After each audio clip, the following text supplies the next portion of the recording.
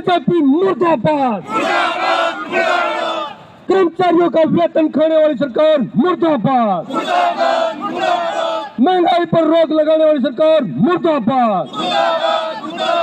कच्चे कर्मचारियों को पक्का न करने वाली सरकार मुर्दाबाद। नमस्कार, आज हम उचाना की अनाज मंडी में पहुंचे हैं। यहाँ पर दुष्यंत चौटाला को ज्ञापन दिया जाएगा। सर्व कर्मचारी संघ ने ये प्रोग्राम किया। इसमें जींद और रोहतक के कर्मचारी शामिल हो रहे हैं। इनसे जानने की कोशिश करेंगे क्या इनका प्रोग्राम है। नमस्कार जी।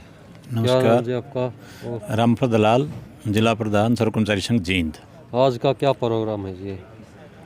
आज का प्रोग्राम हमारा पूरे हरियाणा के अंदर है। जो कोरोना की आड़ में लेके सरकार ने कर्मचारियों के ऊपर कुठाराघात किए हैं, उनमें से डीए बंद करने की बात है, एलटीसी बंद करने की बात है, या हमारे जीपीएफ के ऊपर रोक लगाने की बात है, और दूसरी जो भी बंदिशें लगाई गई हैं, इनको हटवाने के लिए सर्व कर्मचारी संघ शुरू से लगातार आंदोलन में है।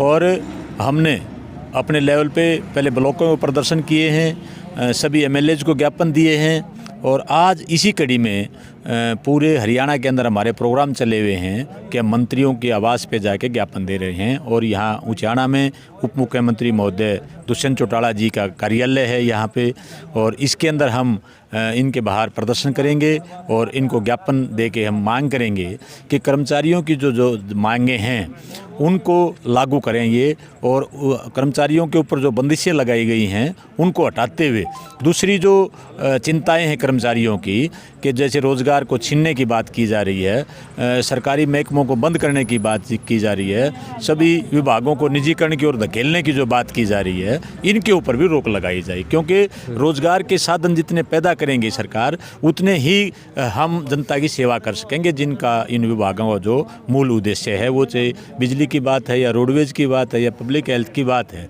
लगातार इस प्रकार की जो नीतियाँ सरकार ला रही है, हम इनका विरोध करने के लिए आज इसके कार्यालय पे आए हैं और प्रदर्शन करते हुए हम इनको ज्ञापन देंगे। यदि सरकार नहीं मानी तो आगे क्या रणनीति होगी?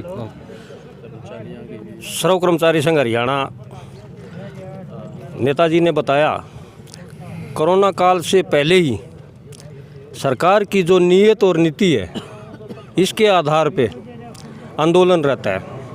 आज आप देखोगे,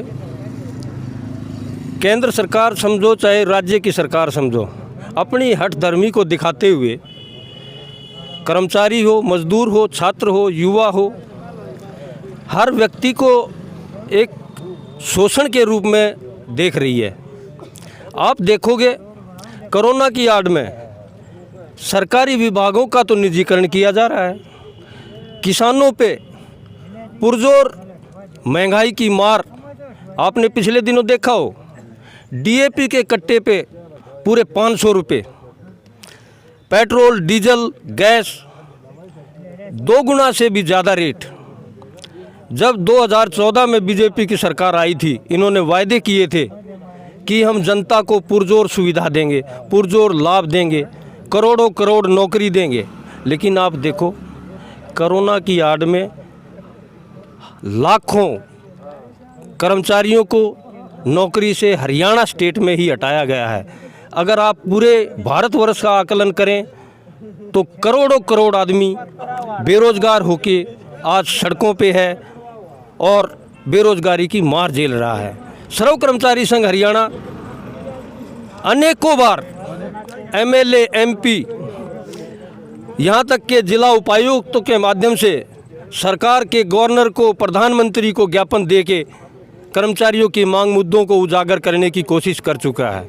लेकिन केंद्र की सरकार हो बीजेपी की या फिर हरियाणा स्टेट की सरकार हो, सर्व कर्मचारी संघ हरियाणा ने बार बार अवगत कराया है कि तमिलनाडु की तर्ज पे हरियाणा सरकार भी स्वतंत्र होकर कर्मचारियों का रुका हुआ महंगाई भत्ता जारी करे।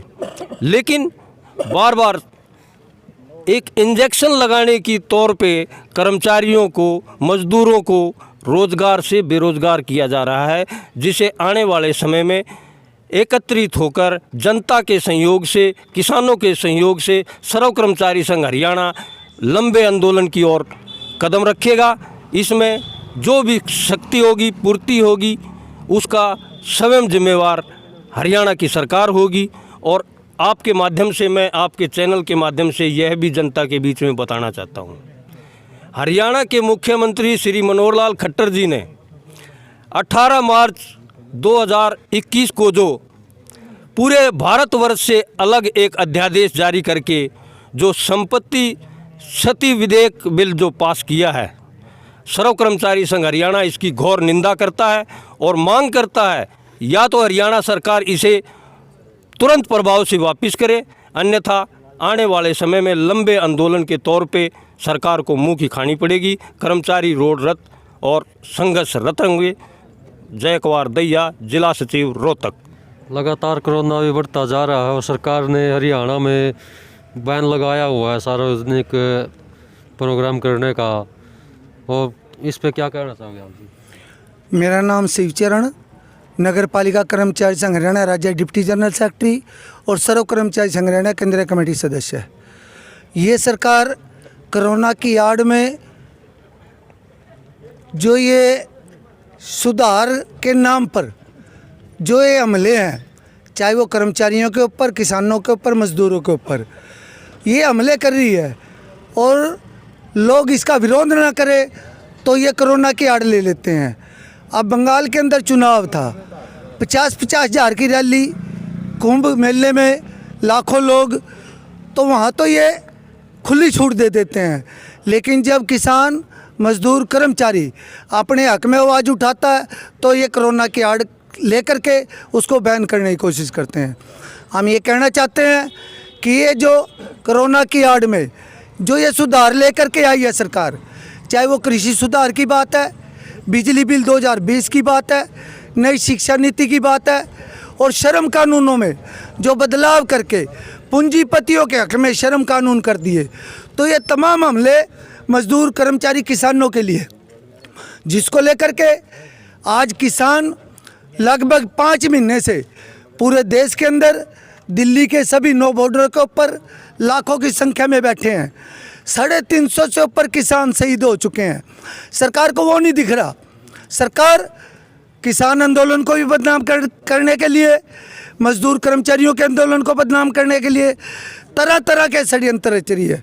हम ये कहना चाहते हैं कि ये सरकार जनता की वोट लेकर के सत्ता में आई है, चाहे वो राज्य की सरकार हो, चाहे केंद्र की सरकार हो।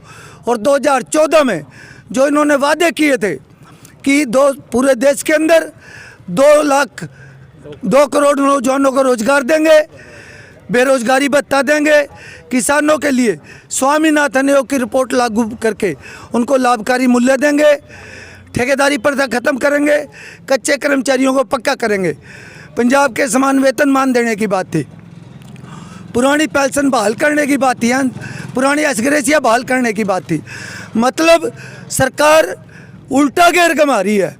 रोजगार देने की बजाय, चाहे वो पीटीआई हैं, गैस टीचर हैं, और गेम कोटे से जो 4थे दर्जे का कर्मचारी लगा था 1500 के लगभग, कोर्ट का हवाला देकर उनका रोजगार छीन लिया।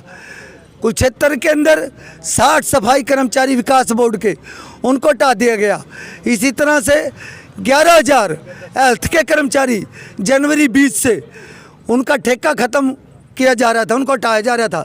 लेकिन सर्व कर्मचारी संघ हरियाणा उनका रोजगार बचाने के लिए पुरजोर कोशिश कर रहा है। और आगे भी जब तक सरकार की ये निजीकरण की, आउटसोर्सिंग की नीतियाँ रहेंगी और ये महकमे बेचने की नीतियाँ रहेंगी, सर्व कर्मचारी संघ हरियाणा सड़कों पर रहेगा और डटकर इसका विरोध करेगा। पहला केस भारत में 30 जनवरी 2020 को आया था, उसके बाद क्या सरकार ने कोई मेडिकल बनाया है उस पर बताओ। हम ये कहना चाहते हैं, हम नगर पालिका के कर्मचारी हैं, हरियाणा में अपनी जान जोखिम में डाल करके कोरोना काल में अपने और अपने परिवार की जान जोखिम में डाल करके कार्य किया। 25 अप्रैल को और 17 अगस्त को विभागीय मंत्री के साथ मीटिंग हुई थी अनिल विज के साथ। बेकायदा उन्होंने वादा किया था, उन्होंने ये कह के संबोधित किया था कि सफाई कर्मचारी एक सफाई सेनानी है और इन्होंने मेरी लाज बचाई है। लेकिन इन सफाई कर्मचारियों के साथ, पुलिस के कर्मचारियों के साथ, हेल्थ के कर्मचारियों के साथ जो इन्होंने घोषणा की थी, कोरोना काल में अगर किसी की मौत होती है 50 लाख रुपए अंतरिम राहत और एक परिवार के सदस्य को नौकरी, तो बहुत से कर्मचारी कोरोना काल में गुजर गए। नगर पालिका के भी पलवल से हमारा एक कर्मचारी गुजर गया, रोहतक से, दादरी से, अम्बाड़ा से ठेके का कर्मचारी गुजर गया। 1 रुपया नहीं दिया सरकार ने। और आज भी ना कर्मचारियों को मास्क दिए जा रहे, ना सैनिटाइजर, ना दस्ताने, ना किसी तरह का सुरक्षा उपकरण। तो कोरा सरकार वादे कर रही है, झूठे वादे कर रही है और बड़ी बड़ी बातें कर रही हैं। लेकिन ये सरकार बड़े बड़े जो पूंजीपति हैं, अंबानी, अडानी, टाटा, बिरला, उनके हक में नीतियाँ लागू करके किसान, मजदूर, कर्मचारियों के खिलाफ ये कार्य कर रही है। बिजली बिल 2020 ले आई है सरकार, वो किस तरह से नुकसानदायक है? बिजली बिल 2020 जो केंद्र की सरकार जो लेकर आई है, उसमें आम आदमी, किसान, मजदूर सबके लिए बिजली एक सपना बनकर रह जाएगा। आज 50 साल से पहले, हरियाणा अलग होने से पहले जो बिजली का था कि गांव में बिजली नहीं थी, बिजली के कर्मचारियों ने मिलकर इसको मजबूत बनाया और इतना बड़ा चैनल खड़ा कर दिया कि आज हर गांव में, हर ढाणी तक बिजली पहुंच चुकी है।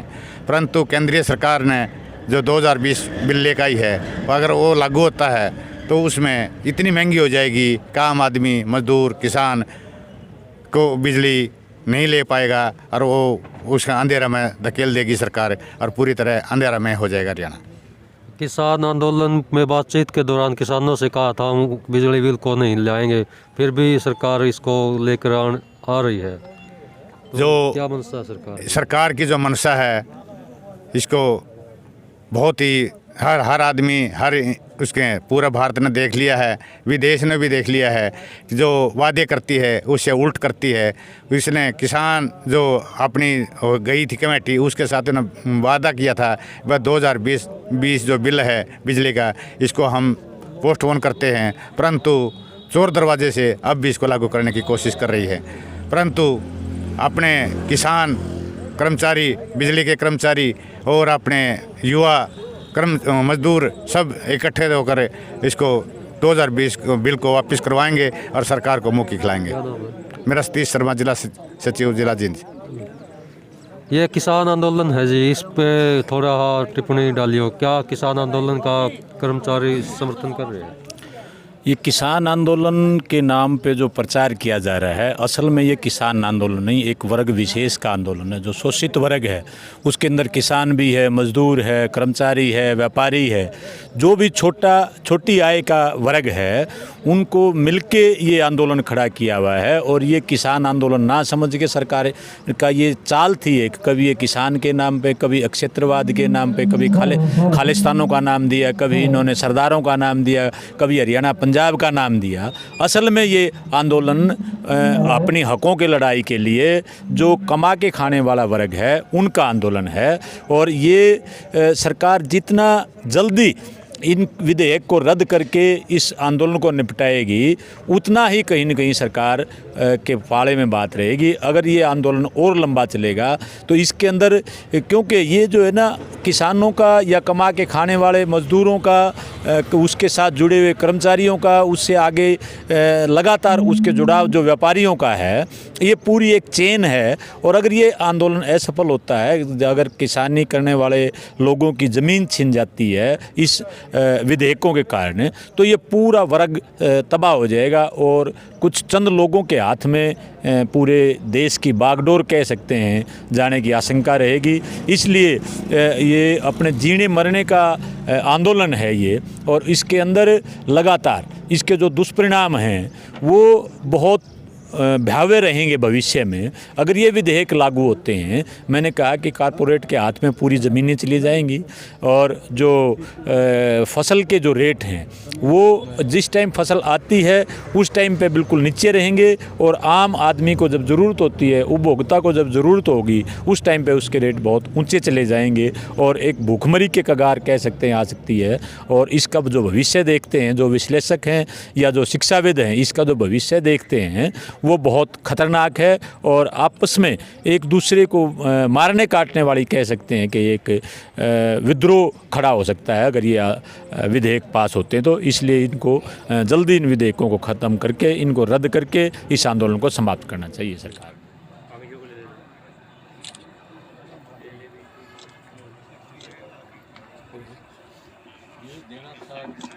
एसडीएम साहब आज जा रहे हैं, एसडीएम साहब के पास पहुंचा।